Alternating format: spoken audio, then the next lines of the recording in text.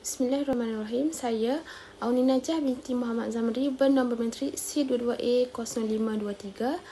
Saya akan membentangkan laporan siap saya yang saya jalani di perniagaan Pustaka Iqra Jalan Bacok bermula tarikh 12 Ogos sehingga 27 Ogos 2025.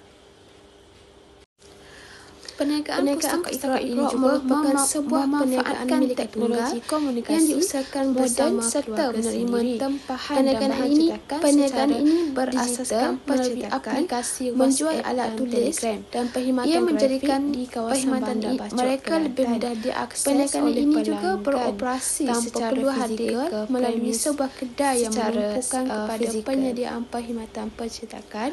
Dan perniagaan Pustaka Iqra ini juga memanfaatkan teknologi komunikasi, penjawat awam, serta menerima tempahan dan bahan cetakan. Perniagaan Pustaka Iqra ini juga melalui aplikasi teknologi komunikasi moden. Ia menjadikan dengan menerima mereka lebih mudah diakses secara digital melalui aplikasi WhatsApp dan Telegram.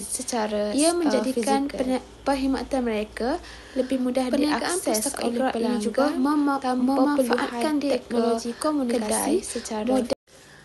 Antara aktiviti yang saya lakukan sepanjang menjalani latihan siap ini, setelah menjalani pelbagai aktiviti harian seperti membuka kedai seawal jam 8.45 pagi, serta diberi tugas untuk menyapu dan membersihkan kawasan kedai. Pada pukul 9 pagi, saya mula melayan pelanggan dengan ada setengah pelanggan ingin photostat, print, laminate, binding jilid, ambil gambar dan juga mencetak gambar pasport. Saya juga melayan pelanggan untuk mencari alat maupun bahan-bahan tulis yang diinginkan dan diperlukan. Latihan ini juga memberi saya pengalaman yang lebih berharga dalam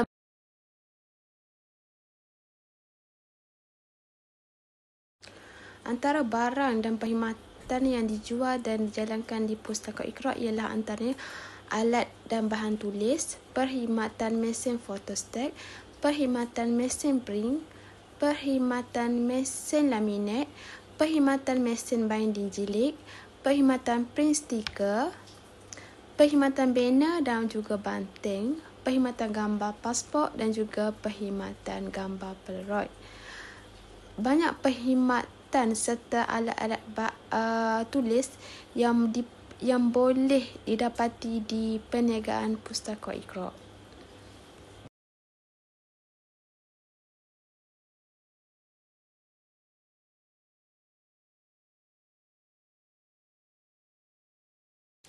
Latihan siap ini telah pun memberi saya pengalaman yang cukup berharga dalam menguruskan perniagaan secara baik dan konsisten serta melayani pelanggan dengan baik, dan semua pelanggan perniagaan sepanjang saya menjalani latihan ini, saya dapati semua pelanggan bersikap terbuka dan mesra pelanggan.